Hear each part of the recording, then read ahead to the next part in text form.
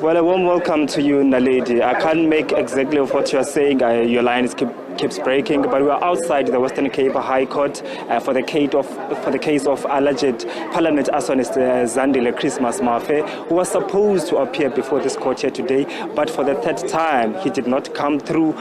From the reports that we heard from the court, we were told that he didn't even leave his Portsmouth prison, and he did not give reasons as to why he did not appear.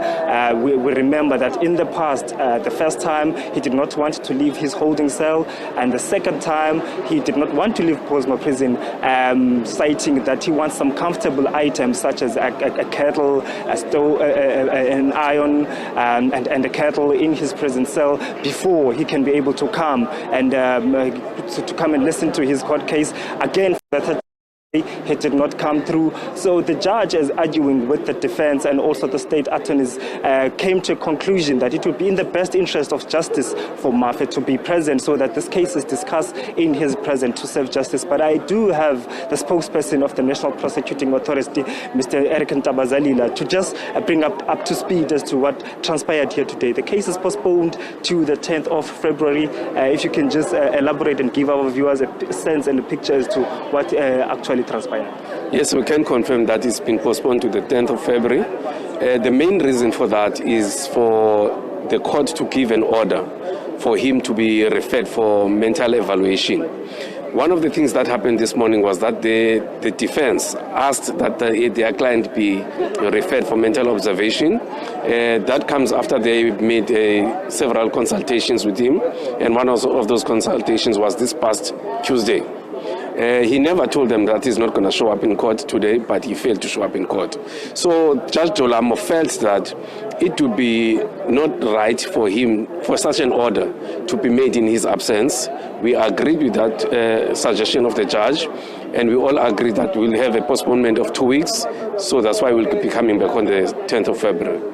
Between the state and the defense, whose idea is it last time around, for him to be referred for psychological evaluation, and also maybe the reasons around that? You'll remember we started with this idea of him being sent for mental observation from the lower courts. Even we went to argue that, and on one Saturday we argued for 8 hours on this issue. We lost it on technicality here at the High Court because it was about the process of him being sent for evaluation. So we've always advocated for him to be sent for mental evaluation. We are happy that the defense has come to realize that it is necessary for him to be sent for mental evaluation so that when we start with the trial, all the other avenues or anything that may come up during the trial has been looked at and has been declared fit to stand trial. Otherwise, from the state side, are you ready to prosecute? I understand that you wanted this matter to be referred to as Schedule 6. You wanted him to be charged with terrorism. I understand you needed a certificate for that. If you can bring us up to speed with the nature of the charges as well. I will have to check how far the investigation is, but as the state, I think we are ready to start with the trial. That's why we decided to hand him an indictment and bring the matter to here at the High Court. The charges include terrorism and arson, terrorism, theft and housebreaking with intent to cause arson in Parliament. And also these delays, are they not impacting this case in any way as also justice? Look, it's one of those things where you have to be fair. We have to be fair to him as a process of the court, as the court process. We need to give him an opportunity to be able to state his defense in court in a manner that is fair to him and that he is also in a sober mind, and also not only in court but also in a sober mind to give instructions to his legal advisors.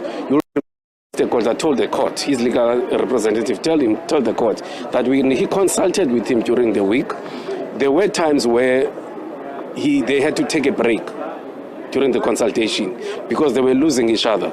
So they had to take a break and then come back, speak to him about this issue of him being sent for evaluation. And he has indicated after such despite the breaks, he has indicated that he will be game to go to be sent for mental evaluation. Speaking to defense lawyer earlier on, Mr. Godla, he's still adamant that the state does not care the case. He still believes that his client is not the one who committed the act, saying that the parliamentary security is very stringent. So for a layman or for an ordinary person cannot be able to commit such a crime. From the state side, do you still believe that you have a case? Do we really believe that unordinary people commit crimes? Ordinary people commit crimes in South Africa. The so-called ordinary people commit crimes in South Africa on a daily basis. We've got enough evidence for a case for him to respond to. That evidence that we have is backed up by CCTV footage of Parliament.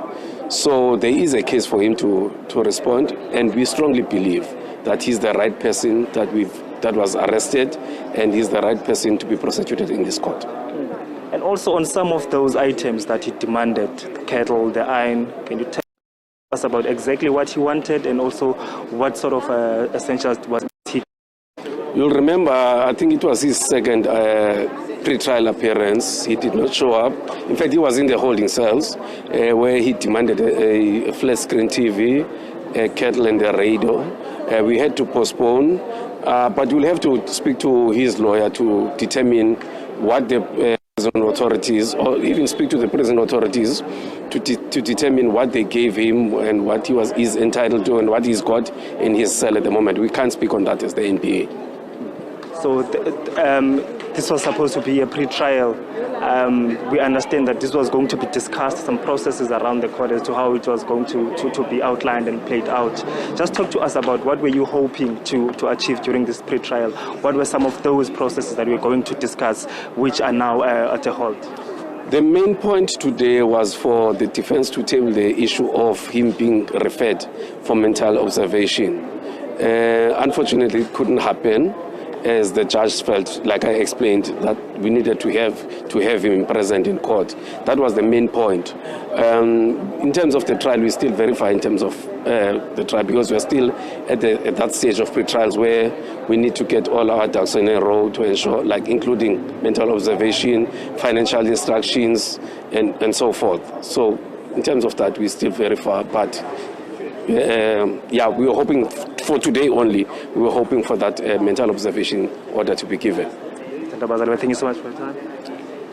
Mr. Eric Ntabazalila, NPA spokesperson, just bring up to speed with the case of Zandile Christmas Mafe. Of course, just outlining to us that this case is far from even beginning after a year, a few weeks later, as you would understand, Naledi, that this incident occurred on the 2nd of January last year when Zandile Christmas Mafe was arrested on the parliamentary precinct. At the time, most people thought he was a homeless person, and then drama started to ensue and most things started to unravel as he was applying for bail application when the police went to his home and found some writings which was quite strong. He was very critical of the current regime. They were also writing of the historical past of the country. There were writings about Janus Walus, Eugene Blanche, and the current state of the economy. But he said that he will discuss during his trial term. But at the stage as we are standing now, the matter of psychological evaluation has risen up again. The state and the defense agreeing that he must be referred, but the matter could not continue and go on as the accused did not present himself in court. We understand that he is in his prison cell. He didn't even want to come to the reception side to come and speak to the prison official. The matter will be put on hold until the 10th of February, where they will try and discuss with him to explain his rights to him, to say it is in the interest of justice and also in his interest to be here on the 10th of February when they discuss his matter of a referral for a psychological evaluation. His defense saying because during their discussions with him, they found that there were breaks, there were some discrepancies there, so they want to discuss that with him to make sure that he's in the right and fit state of mind before he comes here. We don't know yet if he did get that flat screen, that kettle and an iron that he asked for, Naledi. Outside the Western Cape High Court, 10th of February, a short postponement has been granted. We will be here again to also give a blow by blow and an update on this case of Zandile Christmas Mafe.